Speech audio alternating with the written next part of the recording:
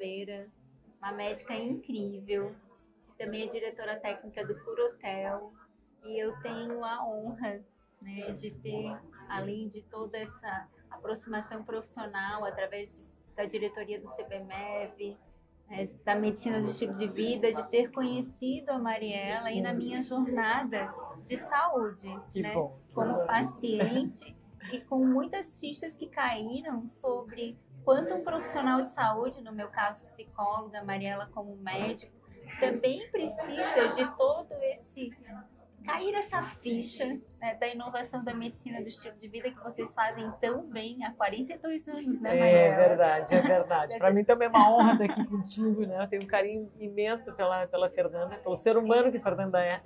E uma coisa que eu sempre falo é essa característica tão bonita que tu tens, que é de genuíno teu, de querer ver a outra pessoa que está contigo melhor, né? De fazer tudo para isso. Então é muito bacana. A medicina do estilo de vida acho que entrou como uma luva, né? Para já a tua característica. E sim, já nos conhecemos há bastante tempo e acho que essa questão de nós podermos olhar para nós mesmos, para a nossa própria saúde, para o nosso autocuidado, ela é ímpar e chama muita atenção em qualquer área, né, que a gente venha fazer como especialidade. Tudo. Mas na medicina do estilo de vida, isso fica muito próximo, muito evidente, né? Não é uma área de doenças raras, é uma coisa que diz respeito a todos nós, seres humanos, né, Fernanda? E tu tens uma história muito, muito interessante, né, dessa descoberta desse aspecto na tua vida, em um determinado momento que foi necessário para que tu usasses ainda mais os pilares da medicina do estilo de vida, não foi? Com certeza. E eu costumo dizer que aqui no Congresso, né, para esse público que vem, que nos prestigia, que vem de 21 estados do Brasil, que a medicina do estilo de vida é inovação. Né, que nós que estamos na medicina do estilo de vida, quem está chegando agora, quem já está há mais tempo, 7 anos ou mais, como vocês, nós somos inovadores.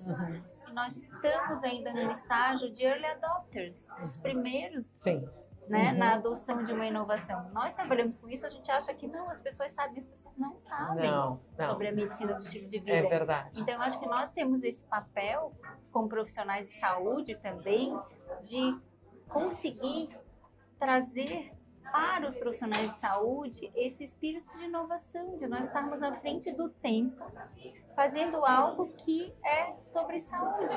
Com e certeza. É para a vida inteira, né? O Long Life Health. Exatamente, é Long Life Health.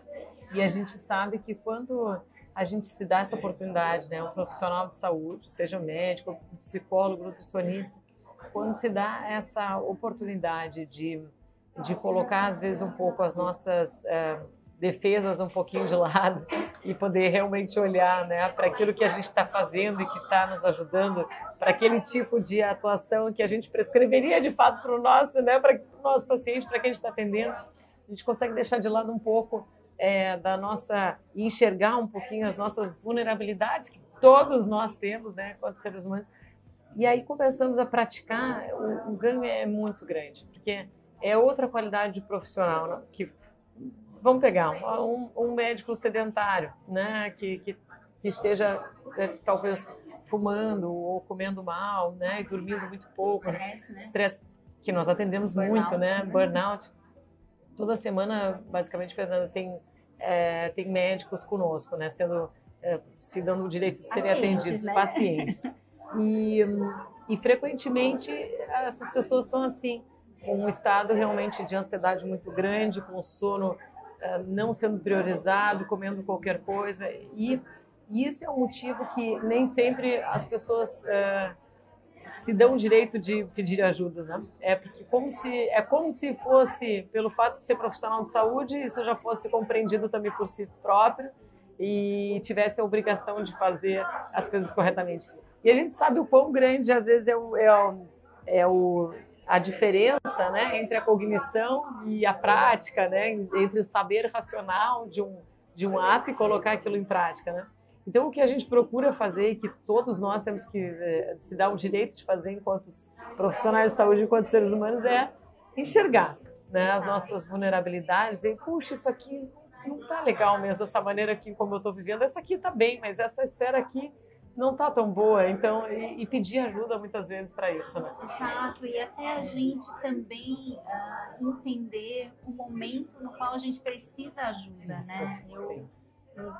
Há 6 anos, como você sabe, eu tive esse episódio de estresse agudo que me levou à exaustão.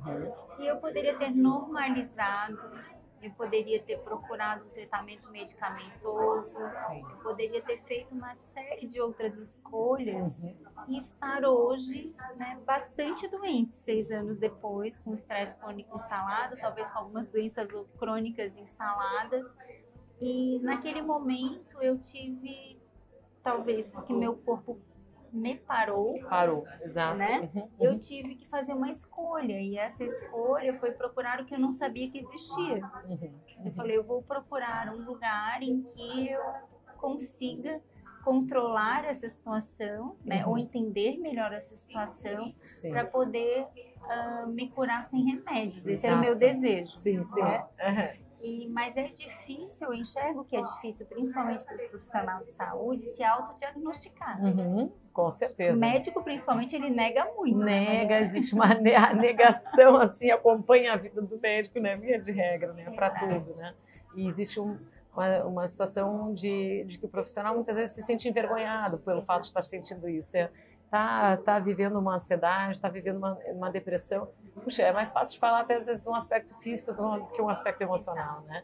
E então, como isso às vezes acaba sendo negligenciado por si próprio ou até mesmo pelos colegas, né? Ou pelos pais. É estigmatizado. Né? A pessoa está frágil, é médico, como é que vai estar doente? Exatamente. Não é possível. Situação, né? Não, um médico assim está obeso, ou está isso e aquilo, ou está, olha, né? E justamente como se o racional fosse suficiente. E não é, né? E não é o suficiente. A gente sabe que é o cérebro, né, Mariela? A neurociência aí que a gente gosta tanto de estudar, a gente sabe que não é nossa mente racional, Exatamente, né? Não é só a nossa mente racional, não é a mera força de vontade. E quando tu falas isso, é muito importante, né? Porque tu te deste esse direito, à medida que tu percebeste, tu te deste esse direito de procurar essas outras vias, além da farmacológica. Às vezes a farmacológica é necessária, lógico. Mas temos que dar uma boia para quem está se afogando, né? Sim, exatamente. É uma ótima metáfora, né? E às vezes ele precisa. Só que quando está só largada a boia e não se tem outros tipos de ajuda, né? A pessoa pode se afogar novamente, né? Se ela ficar simplesmente agarrada a uma medicação.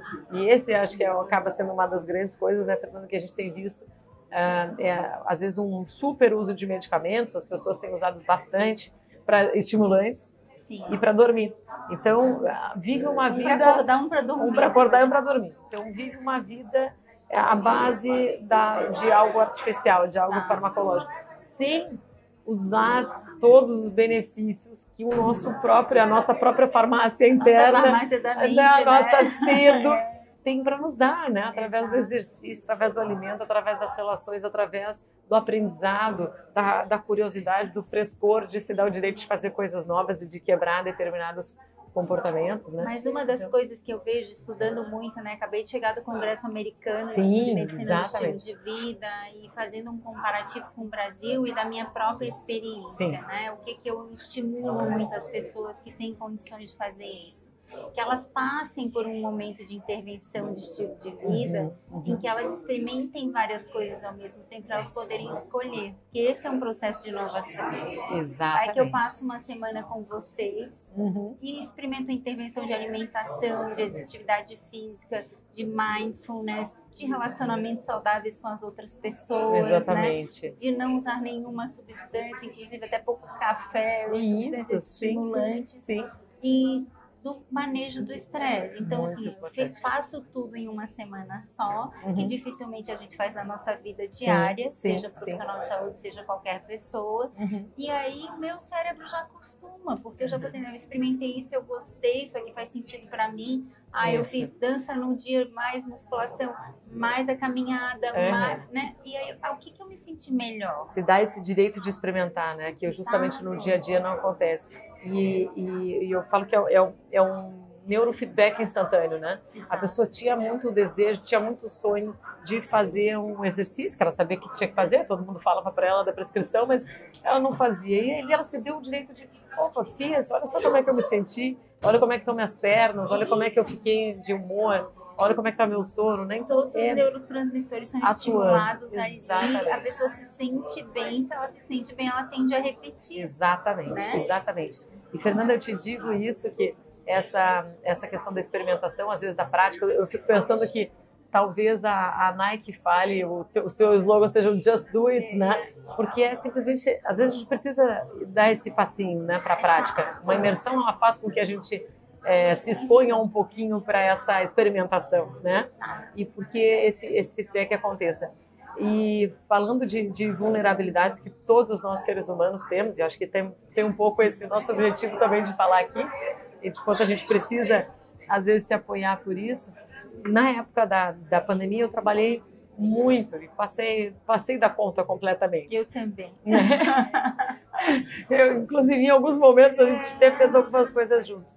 Mas, enfim, naquele momento era o que eu entendia que era necessário, enfim, e fiquei com horário de sono 3 horas e tudo na noite. Então, a meditação, que é uma coisa que faz parte da minha vida, que eu amo, adoro, prescrevo demais, uso demais, eu tirei completamente naquele momento. Evidências científicas. Cada vez mais evidências científicas, tanto do bem-estar subjetivo, do controle do nível de estresse, mas quanto as evidências com relação às modificações de estruturas cerebrais, que a gente pode modificar em não grande tempo, em 8 semanas de exposição diária. Fisiológico mesmo. Fisiológico.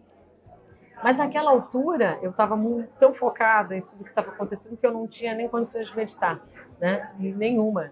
É algo que sempre me acompanhou. Então, dentro desse processo de mudança de estilo de vida, do ciclo, eu vou dizer assim, eu recaí nesse hábito, né?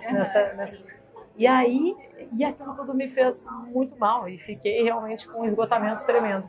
Eu tive que pedir ajuda, né? Trabalhando há tanto tempo nisso, nasci dentro de um ambiente que trabalha em estilo de... Precisei pedir ajuda e foi muito importante, foi ótimo. Também consegui fazer a virada sem medicamento, mas precisei para depois conseguir me recompor bem, voltar minhas energias, voltar com força para trabalhar e tudo. Mas esse nosso reconhecimento, esse nosso pedir ajuda, esse autodiagnóstico, né? E aceitar a vulnerabilidade mesmo. Exatamente. E eu acho que tem mais um ponto que a neurociência é muito favorável e que nos ajuda muito, que é o ponto de que a gente sabe, eu recaí, né? Isso é bom a gente falar para as pessoas. É muito importante isso. Eu recaí, então, por exemplo, eu em 6 anos, né? Eu mantenho todos os meus ganhos, né? Você acompanha isso. Do ponto de vista dos meus índices, né? Da minha saúde e tal. Mas o estresse é algo que é a minha causa raiz de ter procurado ajuda. Sim. E eu aprendi a manejar ele. Então, assim, nos momentos mais difíceis, e eles acontecem o tempo inteiro, porque nós estamos na montanha-russa da vida, eu hoje não lido com o estresse da mesma forma. Muito bom. Eu tenho uma caixa de ferramenta, inclusive com a meditação, né? Com a atividade física, com a imaginação dirigida, com a respiração, com o alongamento suave.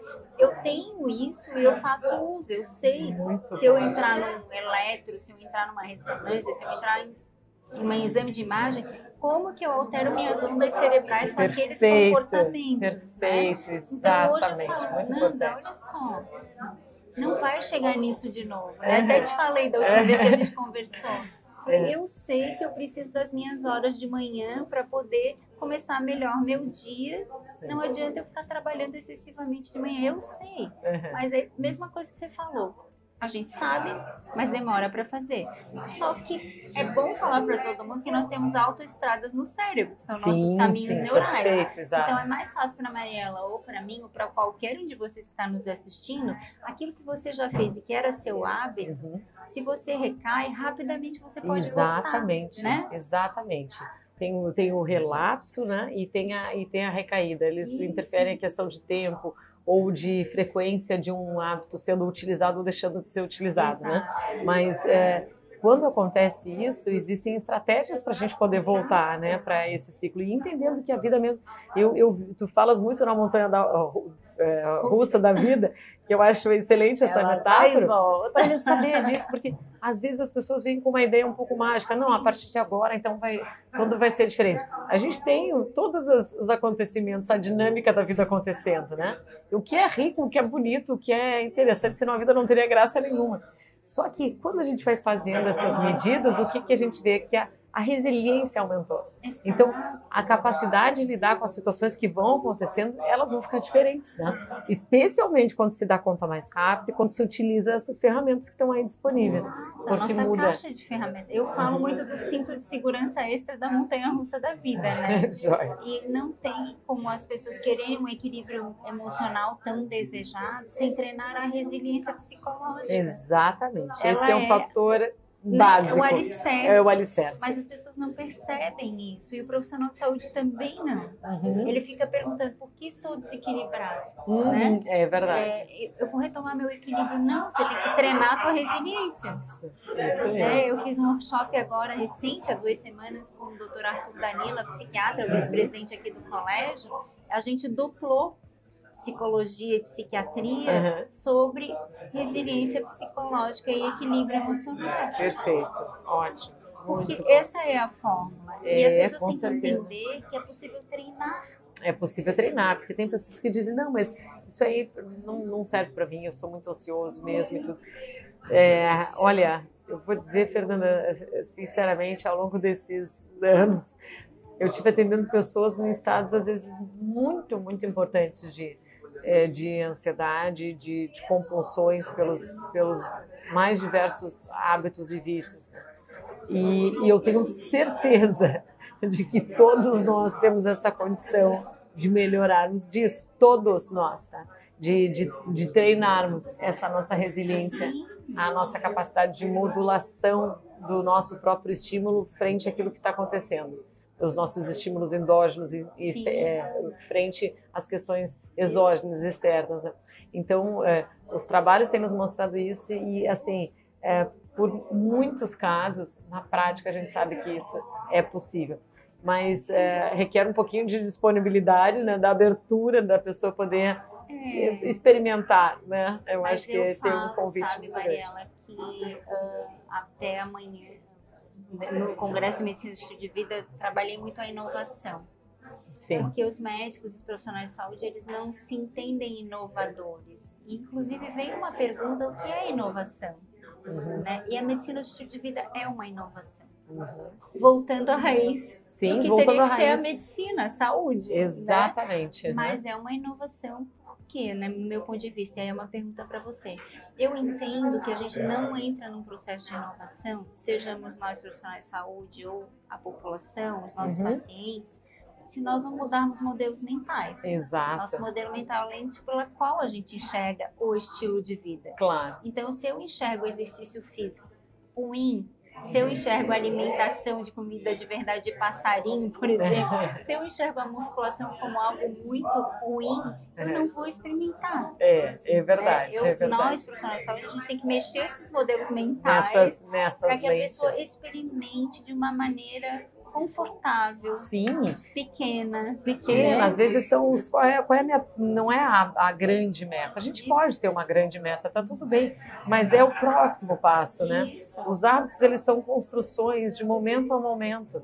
Então, talvez eu não queira fazer uma alimentação saudável para sempre, mas hoje eu me dou o direito de experimentar um vegetal que eu não estou acostumada a comer, a comida de passarinho. Hoje eu posso experimentar. Porque cada vez que eu estou fazendo isso, eu estou criando novos campos, né? Eu estou criando novos sinapses e eu estou dando novos caminhos neurais. Né? Eu gosto das estradas. Exatamente. E aí a pessoa lembra, né? Só que a estrada, ela começa passo a passo, né? Ela começa, ela faz assim, daqui a pouco ela pode fazer assim, ela volta. Exatamente, né? Exatamente. E acho que tem uma questão bem importante nisso também, que é encontrar satisfação. Sim. Né? Quando a gente está falando de colocar um hábito novo e a musculação é muito chata. O que eu consigo combinar para ter um exercício presente? Que tipo de atividade que pode ser legal para eu fazer mesmo? Eu começar a passar a ter gosto por aquilo, né? Então, eu tenho certeza que cada um tem o seu. Jeito. A gente precisa se dar essa chance, esse jeito de explorar.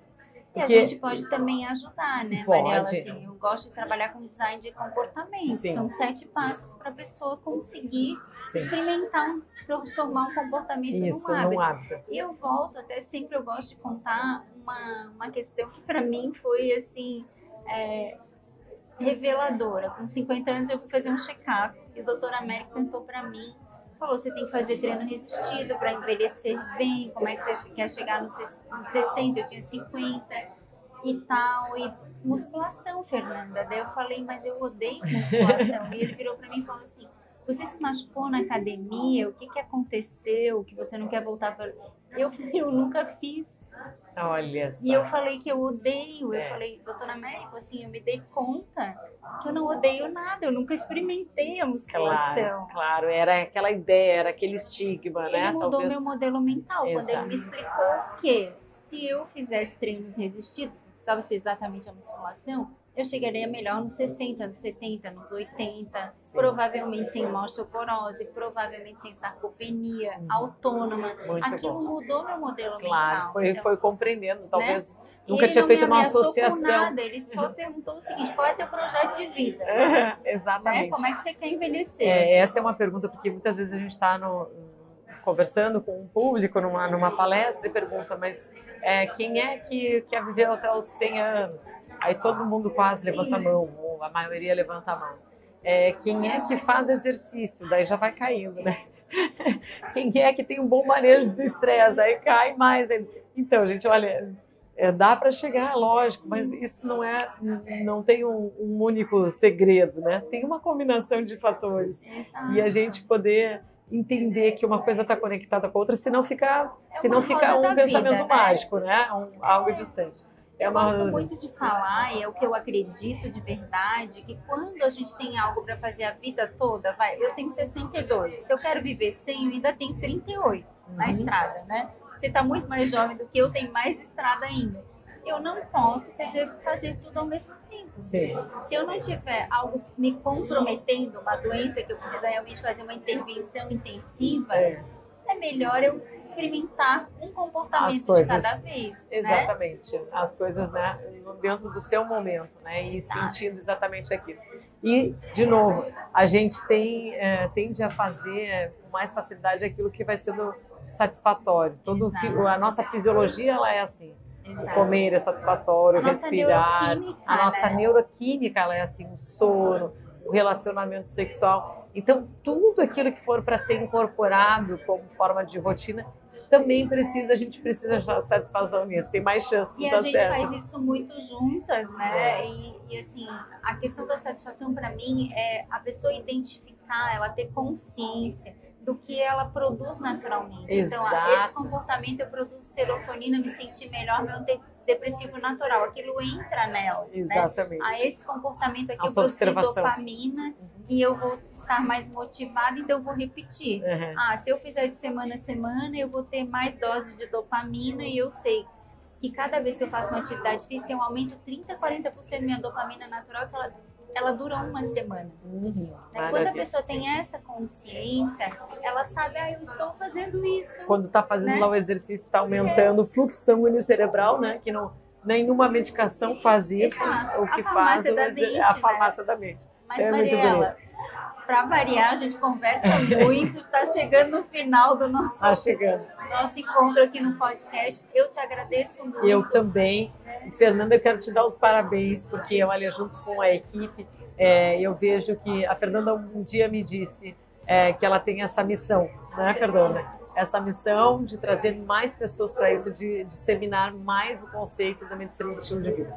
Eu sou apaixonada por isso, nasci dentro desse meio, meu pai literalmente, meu pai fazendo isso há 53 anos com o método CUR, e então isso para mim é motivo de grande felicidade, tá? E conta conosco também no que a gente puder fazer para ajudar a disseminar ainda mais isso, para realmente atingir as pessoas que precisam, para a gente se mobilizar em termos de comunidade. O Dr. Luiz, o pai da Mariela, ele é um visionário da medicina do estilo de vida, né? O que vocês praticam. Então, eu tive a oportunidade de falar pessoalmente para ele, diga também isso para ele. E eu espero que essa parceria entre o Colégio Brasileiro de Medicina do Estilo de Vida e o Corotel seja longeva. Isso mesmo, ótimo.